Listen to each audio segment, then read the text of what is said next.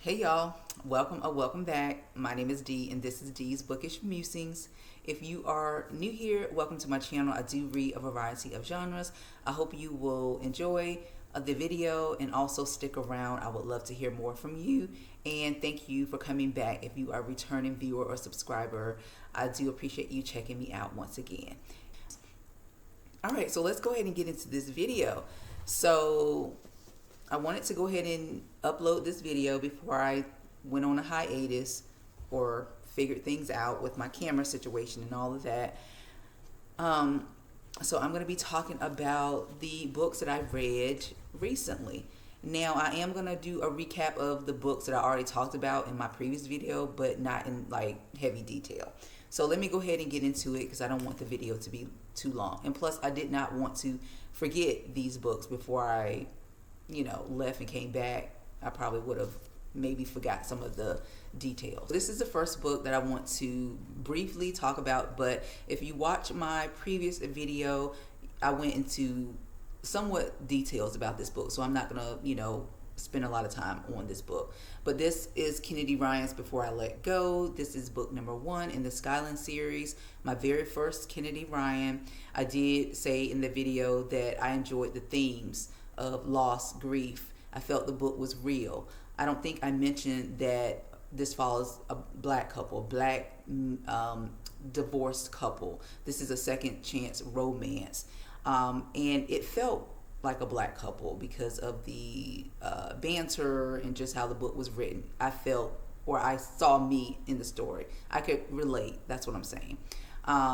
So I love the fact that it explored all those things. It was layered, being that they were divorced, but they have 2 kids together, co-parenting and running a business together. I thought that was an interesting concept to go with.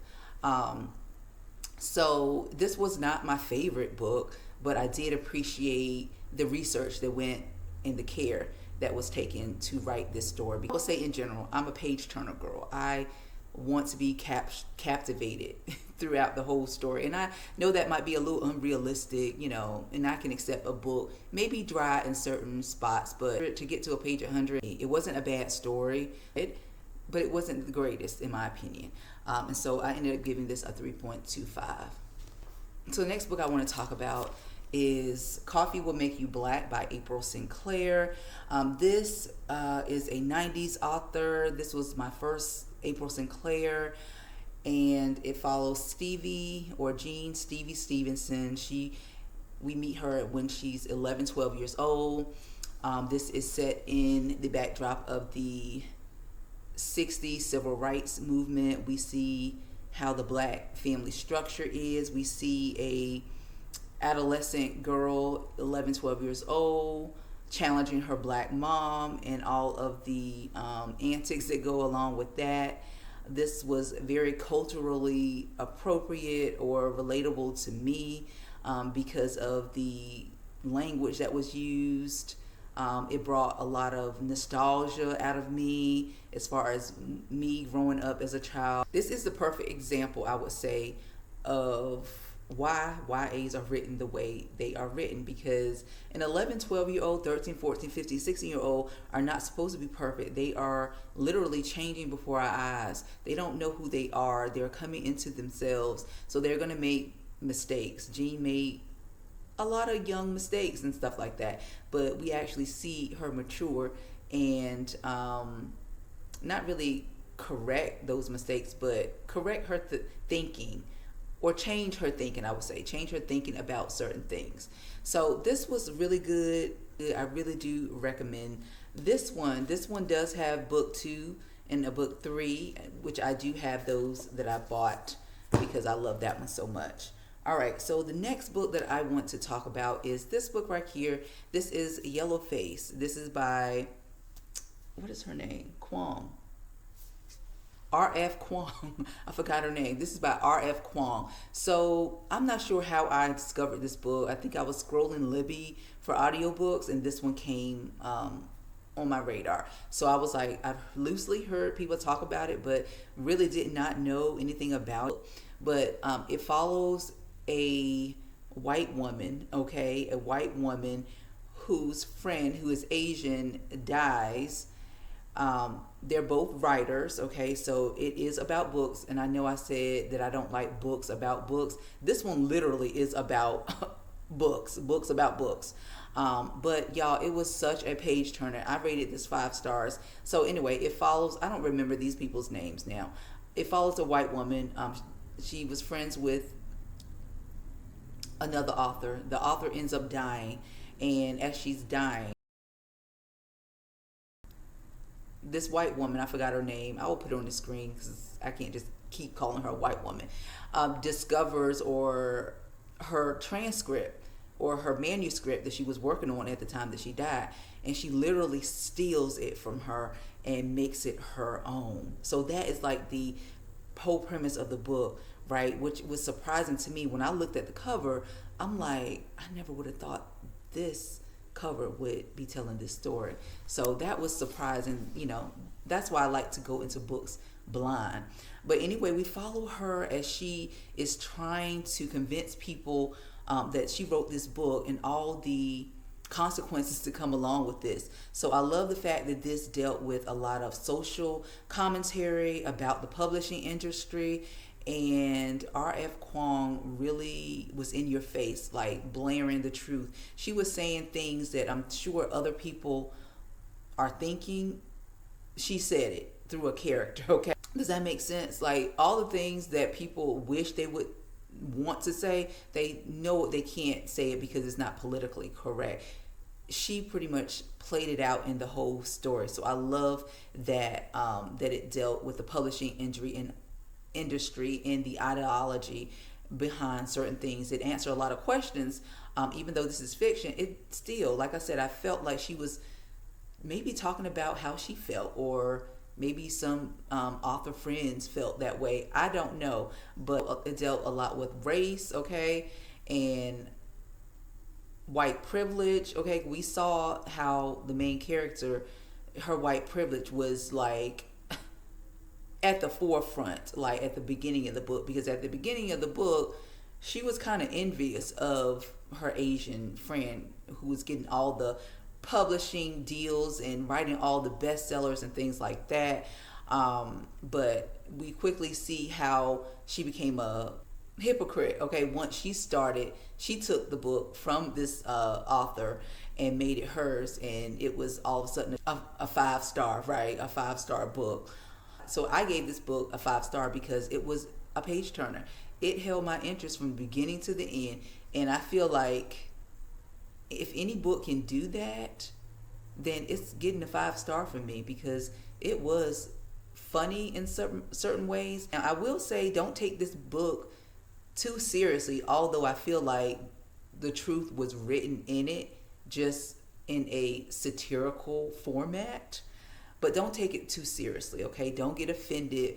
There are some offensive type language used in this book, but it's a satire. It's supposed to be making fun or making light of the published industry. And since I have been on BookTube making book content as well, I see that a lot of things that were like played out in the book are true. Some people have whole channels built on negativity, talking about dirt about authors and stuff like that, and revealing their trash and stuff like that. I don't gravitate to channels like that, just because nobody deserves to be put on blast like that. Everybody is human. Whether they're doing the right thing or not, that's something they need to deal with. God is going to, a higher power will be dealing with them. They will be dealt with, karma and things like that. I do believe in that. But yeah, so great book. I do recommend it. It's a good time. I listened to this on audio. I did buy the physical copy, but I returned it just because I don't see myself rereading it. Even though I rated it a 5-star, I can't see myself rereading it, and I don't want it on my bookshelf. I don't want to own it. The next book is going to be a romance. This is by Tati Richardson. It's called The Build-Up. I also did a vlog talking about how I felt about this book too, so I'm not going to spend a lot of time on this. But this one follows, of course, it's been a while since I read this book. It follows two main characters, I think Ari and Porter. Ari and Porter, they are both young. Well, not young. Why did I say that? They're not young. They are young, okay? Like, I'm in my 40s. I'm not old. But they are in their 40s. They are both architects. They're black. Okay. When Ari, she accepts a new job at Porter's firm, right? It's a downgrade from the position that she used to have. She used to work at a more prestigious firm, but something happens at that firm and she was terminated or she resigned, something like that. And so there's instant attraction between Ari and Porter, and the relationship takes off from there. So I really did not care for the insta love. I felt like the build up, I was expecting a build up and it was no build up at all. Now Ari is also a plus size woman as well. So I love the fact that the author made the main character a plus size woman, but in the same breath, there are some cringy scenes written in here that were kind of disparaging to her weight. I don't feel like it was written well, and if someone who is plus size reading this book, I could see them taking offense to that. I didn't mention that in the vlog, but yeah, I forgot to mention that. So that's that on that. I rated this a 3 stars. All right, so the next book that I want to talk about is, and I'm going completely in out of order of when I read these books. Too Old for This. This is by Samantha Downing.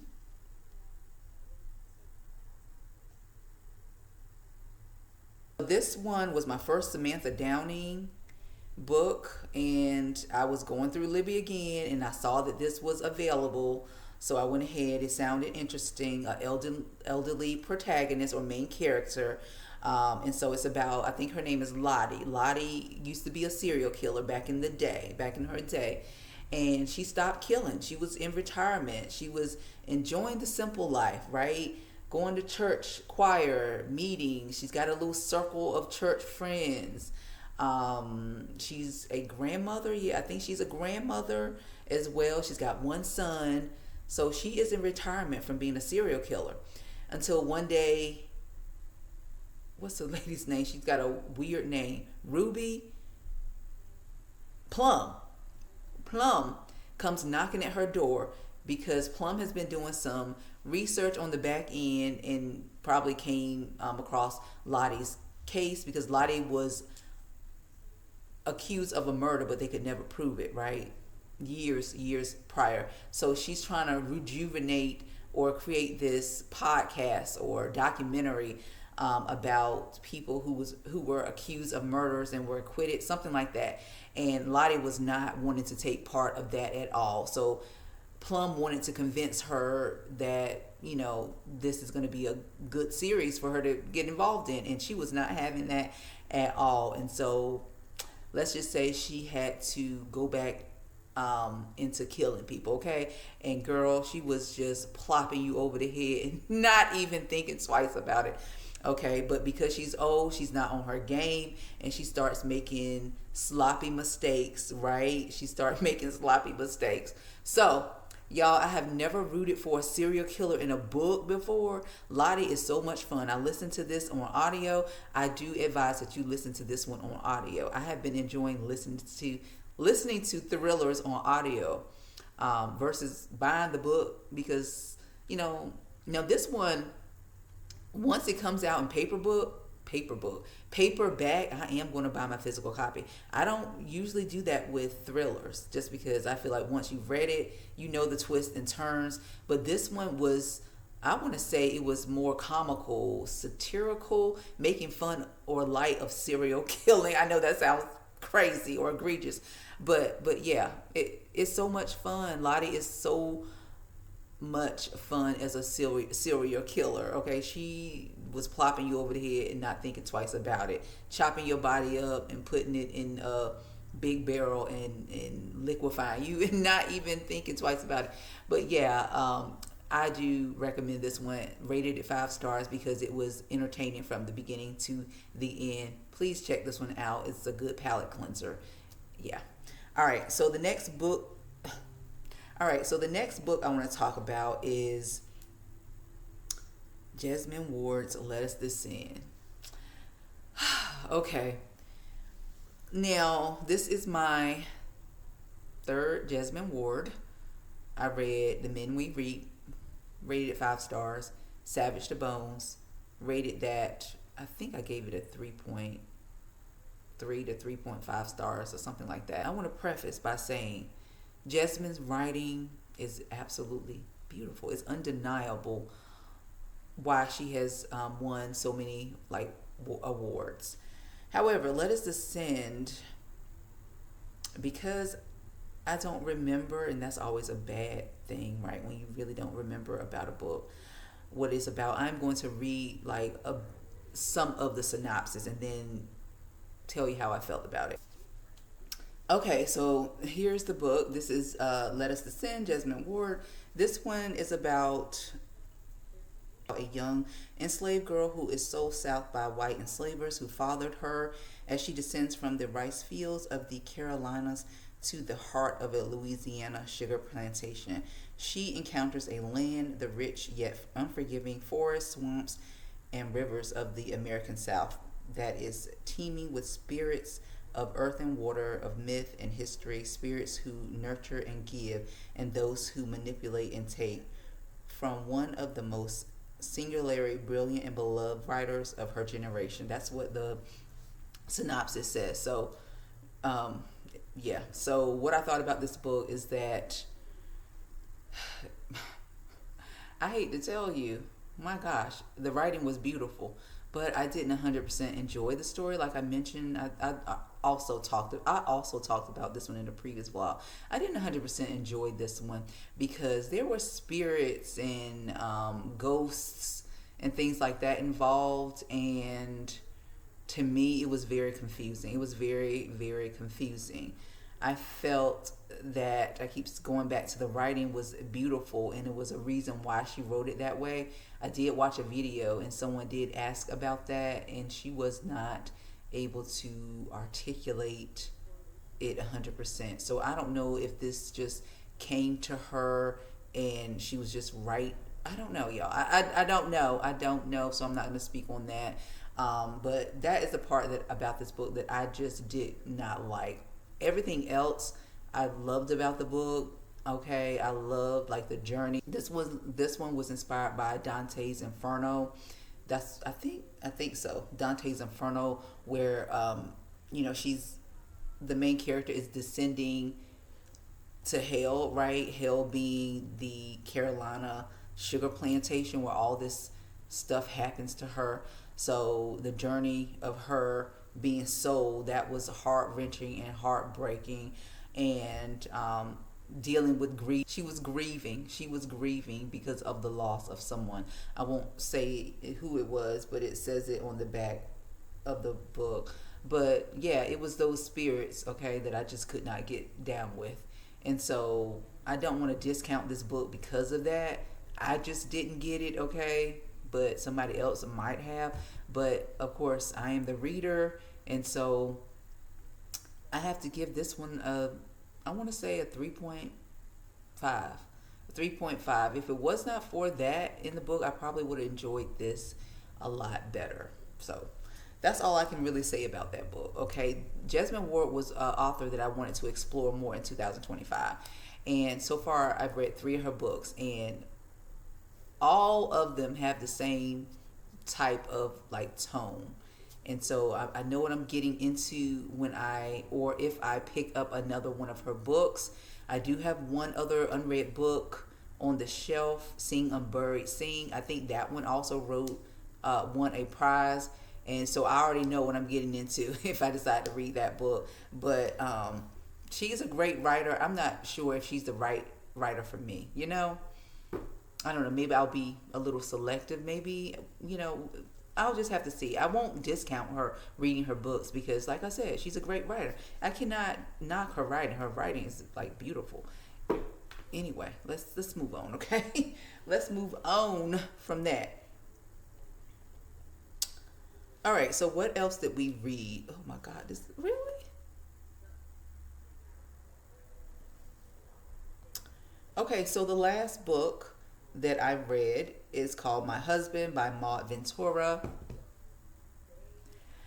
Okay, so this is a thriller, but it read more like a contemporary literary fiction. I rated this one 5 stars, okay? So I had a lot of 5-star reads. So just a synopsis: in this suspenseful and darkly funny debut novel, this is a debut, by the way, a sophisticated French woman spends her life obsessing over her perfect husband, but can their marriage survive her passion for love? At 40 years old, she has an inevitable life, a successful career, a stunning looks, a beautiful house in the suburbs, 2 healthy children, and most importantly, an ideal husband. After 15 years together, she is still besotted with him, but she's never quite sure that her passion is reciprocated.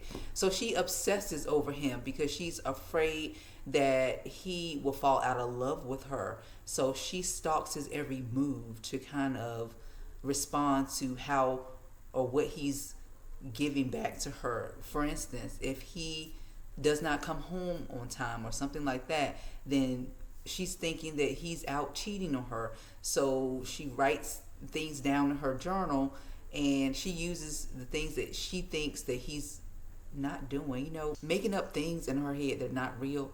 She uses that against him and punishes him. And so I call this a silent thriller because there's no real like twist. The book just is like unhinged and kind of spirals, like it's silently spiraling. She's silently spiraling. This is like a psychological thriller because we're dealing with a domestic situation. There is a twist at the end, and then you're gonna be like, what? Right? There's one twist at the end, and y'all, this book was so good. And being that this was her debut novel, I'm like, whatever her aim was, I feel like was achieved with writing this book because it was just very different, very different. So that got a 5-star from me too. Very, very good book, and I do recommend it. Okay, just be warned that it is unhinged. Okay, it is unhinged. It's a unusual story, and the main character is very strange, and she does very strange things, making up stuff that's not even real. But at the end, it's like, you were doing this for nothing, right? Like, got your number. Okay, anyway, so that is it. That is the video. Thank you so much for watching this video. I hope to be back soon, but like I said, I probably will be taking a break. So I will see you in the next video, which hopefully will be soon. Take care and be blessed. Bye.